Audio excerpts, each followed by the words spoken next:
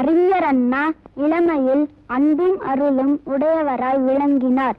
நட்பு உணர்வும் நல்ல பண்பும் அவரிடம் இயற்கையாகவே அமைந்திருந்தன. அப்பா, கார் வந்திருக்குப்பா. சரி, நீ படிச்சிட்டு நான் போய் காருக்கு பெட்ரோல் போட்டு வந்துடுறேன். சரி. அண்ணா காஞ்சியில் உள்ள பச்சையப்பர். சார், எத்தனை லிட்டர் பெட்ரோல் போடணும் சார்? உன்னை எரிச்சு பொசுக்கிறதுக்கு எத்தனை லிட்டர் வேணுமோ அத்தனை லிட்டர்.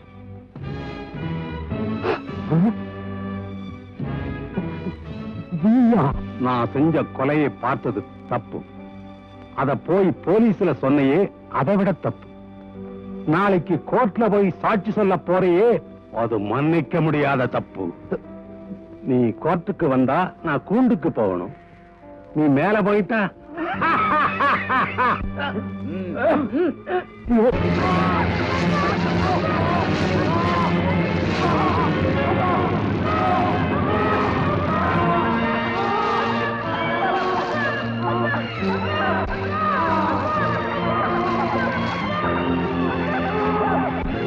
அந்த நெருப்புதான் இன்னும் எனக்குள்ள கொழுந்து விட்டு எரிஞ்சுக்கிட்டு இருக்கு.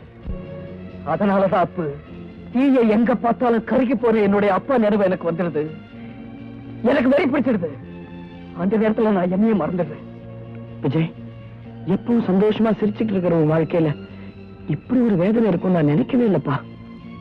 என் வேதனைக்குள்ள ஒரு ஆவேசம், அந்த ஆவேசத்துக்குள்ள ஒரு வெறி உணர்ச்சி. இதையெல்லாம் மறக்கிறதுக்காகத்தான் பந்தயம் கட்டுற பழக்கத்தை நான் விளையாட்டா பழகிக்கிட்டேன். ஏண்டா, இவ்வளவு பயங்கரமான ஒரு கொலைகாரன் சட்டம் சும்மாவா விட்டுருக்கு? சட்டம் பைத்தியக்காரா. அந்த சின்ன வயசுல சட்டத்தை பத்தி எனக்கு சரியா தெரியாது. அதனாலதான் கோர்ட்டுக்கு போனேன்.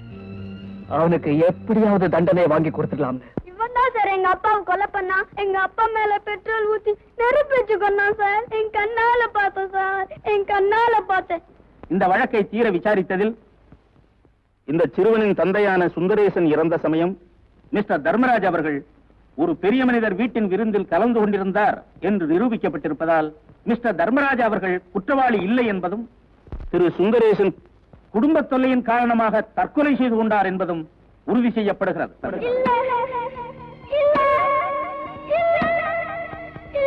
அன்னைக்கு சட்டம் அவனை விட்டுடுச்சு.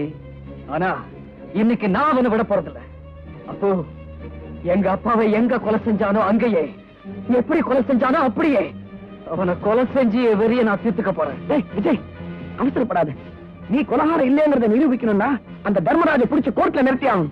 அதை விட்டுட்டு அவனை கொலை செஞ்சுட்டீங்கன்னா வாழ்நாள் பூரா நீ குற்றவாளியாவே இருக்கணும். அப்புறம் உன் தங்கச்சி கல்யாணம் நடக்க போறது இல்ல, உங்க அம்மா ஆசையை நிறைவேற போறது இல்ல. நான் பைத்தியக்காரன் இல்லடா. அவனை பிடிச்சு சட்டத்துக்கு முன்னால நிறுத்தி நான் நிரபராதி நிரூபிச்சு என்